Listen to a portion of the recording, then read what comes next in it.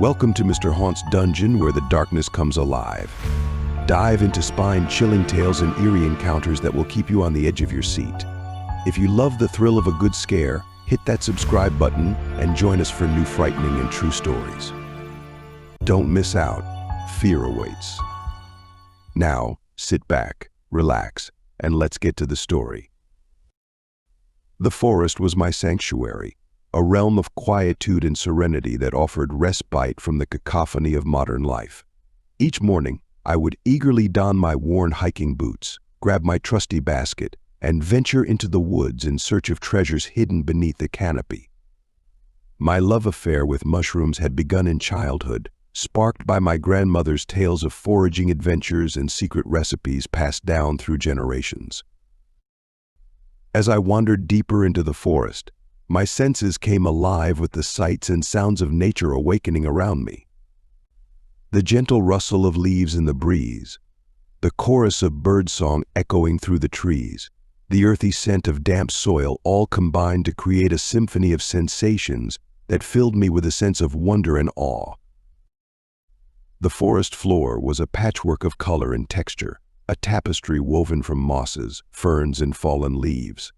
I marveled at the intricate patterns of fungi that dotted the landscape, each one a tiny masterpiece of nature's design. Some were delicate and ephemeral, their gossamer caps barely visible among the undergrowth. Others were sturdy and robust, their fleshy bodies bursting forth from the forest floor like sentinels guarding ancient secrets. With practiced ease, I navigated the labyrinthine paths that crisscrossed the woods, my eyes scanning the ground for signs of my quarry.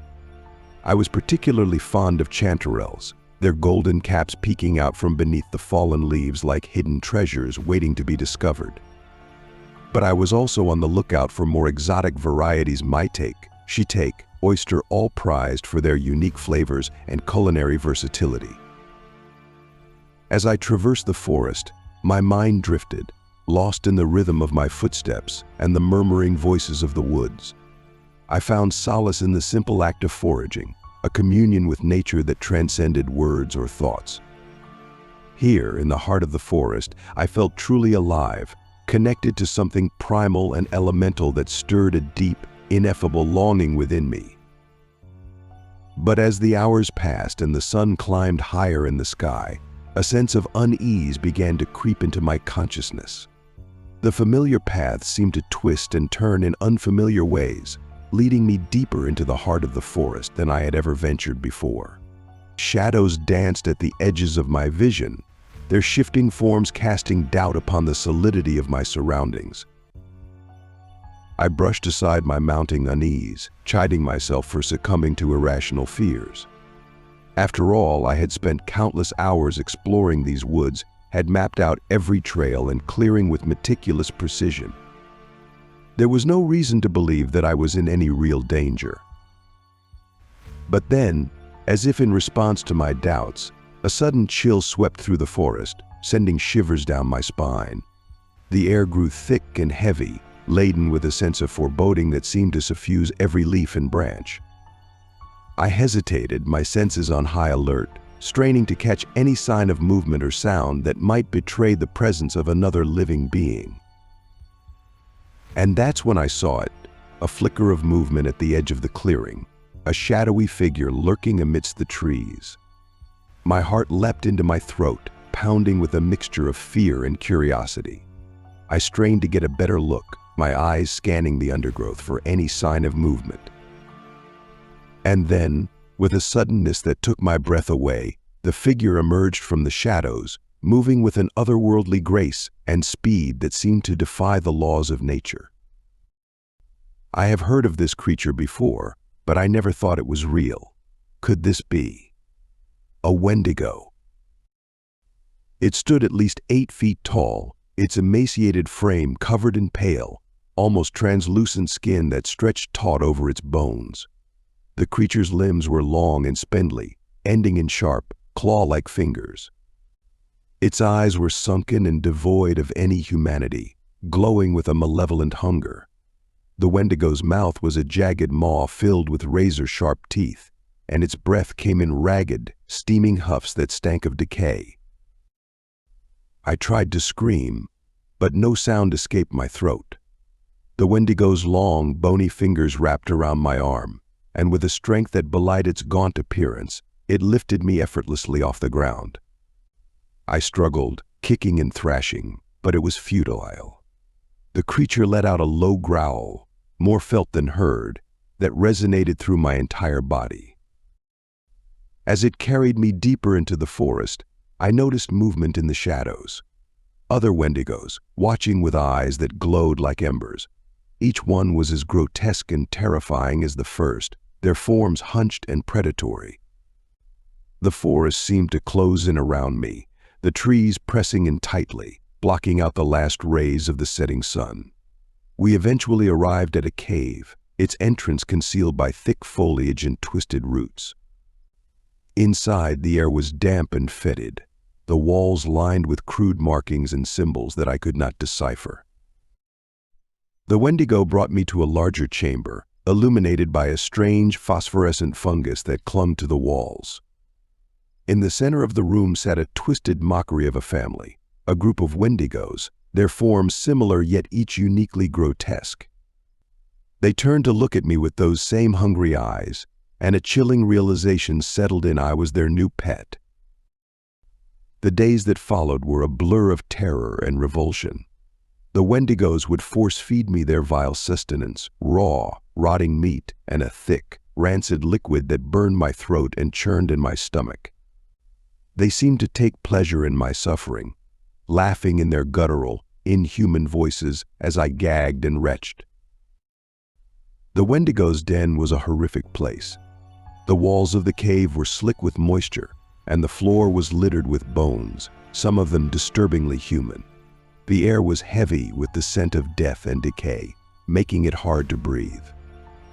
Every corner of the cave seemed to harbor some new nightmare, from the grotesque carvings on the walls to the echoing sounds of distant, inhuman screams. They would use me for their entertainment, prodding and tormenting me in ways that defied comprehension. One of them, who I assumed was the matriarch, would watch over me while the others went out to hunt. Her gaze was the most unnerving of all, a mix of curiosity and malice that never wavered. She had an air of authority about her, an almost regal bearing despite her grotesque appearance. Her eyes, deeper set than the others, seemed to penetrate my very soul, reading every flicker of my fear and pain with a sadistic delight. My days blurred into an endless cycle of torment. Each morning, if I could even call it that, I would awaken on the cold, hard ground to the matriarch's gaze. She would grunt and gesture, and another Wendigo would bring me their horrid sustenance. The meat, sometimes still twitching, reeked of decay, and the liquid they forced down my throat tasted like rancid blood mixed with something fouler. I could feel my body weakening, my spirit breaking under their relentless cruelty. The Wendigo's lifestyle was as alien as their appearance. When they weren't hunting or torturing me, they engaged in bizarre rituals, dancing and chanting around the cave's central fire. Their movements were jerky and unnatural, as if they were puppets on invisible strings. The fire's light cast monstrous shadows on the cave walls, making their already nightmarish forms even more grotesque. Despite the horror of my situation, I found myself observing them, trying to understand their ways. They communicated with a series of guttural sounds and growls, occasionally punctuated by high-pitched screeches that set my teeth on edge. Their language, if it could be called that, was beyond my comprehension, but it seemed to convey complex meanings among them. The matriarch was clearly in charge, her commands obeyed without question. The other Wendigos treated her with a mixture of fear and reverence, bowing their heads and averting their eyes when she passed. I wondered what her story was, how she had come to be the leader of these creatures. But such thoughts were fleeting, quickly overwhelmed by my immediate need to survive. Every night, as I lay on the cold, hard ground, I would dream of escape. But the Wendigos were always there, a relentless presence that crushed any hope I had. My body grew weaker, my mind fraying at the edges as the days turned into weeks. I became a shell of my former self, my thoughts consumed by hunger, pain, and fear. One evening, when the others had left to hunt, the cave was filled with an unfamiliar sound, a series of sharp cracks, followed by heavy footsteps. The matriarch Wendigo's head snapped up, her eyes narrowing. She rose to investigate, leaving me momentarily unguarded. Then, the unmistakable sound of a gunshot echoed through the chamber. The matriarch let out a guttural scream, a sound of pain and rage. I scrambled to my feet, my heart pounding with a mixture of fear and desperate hope. A group of men burst into the chamber, their faces grim and determined. They were armed to the teeth, their weapons gleaming in the eerie light. Cryptid hunters, I realized. They had found me. The matriarch lunged at them, but a well-aimed shot took her down. Her body convulsed, then lay still. One of the hunters, a grizzled man with a scar across his cheek, rushed to my side. "You're safe now," he said, his voice steady and reassuring. "We're getting you out of here." They led me out of the cave, the fresh air hitting my face like a balm. I could barely stand, my legs trembling from exhaustion and relief. The hunters supported me, guiding me through the forest until we reached their camp. Over the next few days, they cared for me, providing food and water that my body could barely tolerate after weeks of torment. Gradually, I regained some strength, enough to make the journey back to civilization. The hunters told me their story around the campfire. They were part of a secretive group that tracked and eliminated cryptids, creatures that most people believed to be mere legend. They had been following reports of disappearances and strange sightings in the area for months, leading them to the Wendigo Den. When I finally returned home, I was a different man. The forest that I had once loved now held only memories of horror and pain. I could never bring myself to enter it again, the shadows and silence a reminder of the nightmare I had endured. The Wendigos had taken more than just time from me. They had stolen my peace, my sense of safety. But I survived. And now I tell my story as a warning: there are things in this world, ancient and malevolent, that should never be disturbed.